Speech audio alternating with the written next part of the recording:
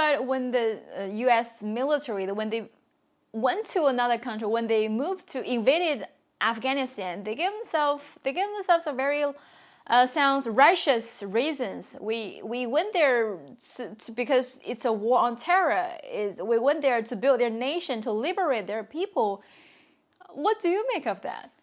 Well, we think that that is always a justification for the aggression. After 9/11, there was a lot of public support for war because people were feeling they wanted to get back at those who attacked us. But the people in power really used the attack of September 11th, 20 years ago, to justify invading other countries, not just Afghanistan, but Iraq, that have absolutely nothing to do with the 9/11 attack. And we also know that of the 19 hijackers involved in the 9/11 attacks, 15 of them were from Saudi Arabia. But the US never wanted to invade Saudi Arabia.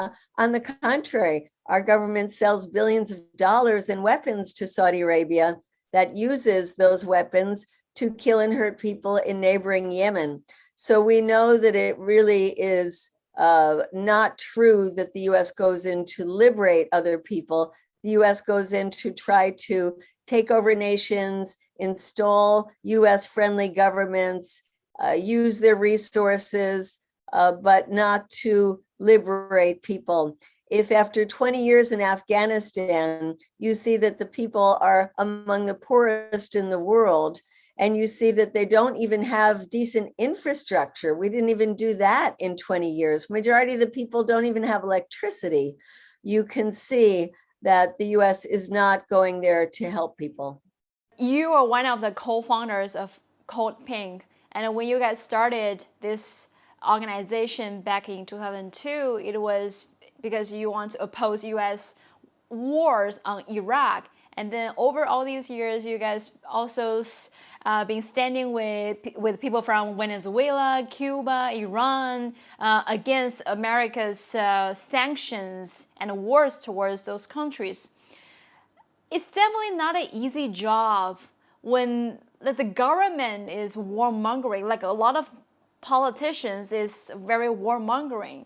So what motivated you guys to continue to do this for such a long time? Because we travel to countries like Afghanistan, Iraq, Syria, Yemen, and we meet with the people who are victims of our interventions, or we talk to refugees who have had to flee those situations, people in Pakistan, for example, whose families were killed by US drone strikes. That we met with and saw how their lives have been destroyed. And knowing that our government is so involved in military aggression and that this hurts us at home.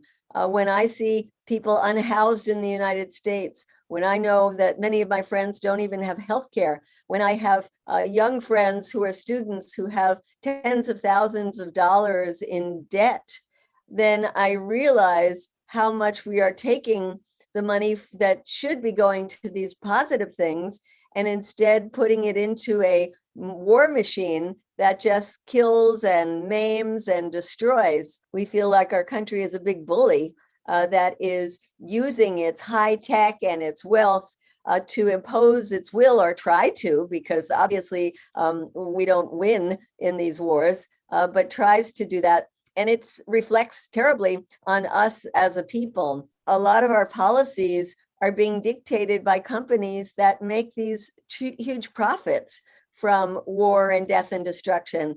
And I live in Washington, D.C. The suburbs of Washington, especially in Northern Virginia, have become the richest suburbs in the entire country, more than the high-tech areas of Silicon Valley or the Wall Street in New York City. They are the richest counties because of these military contracts.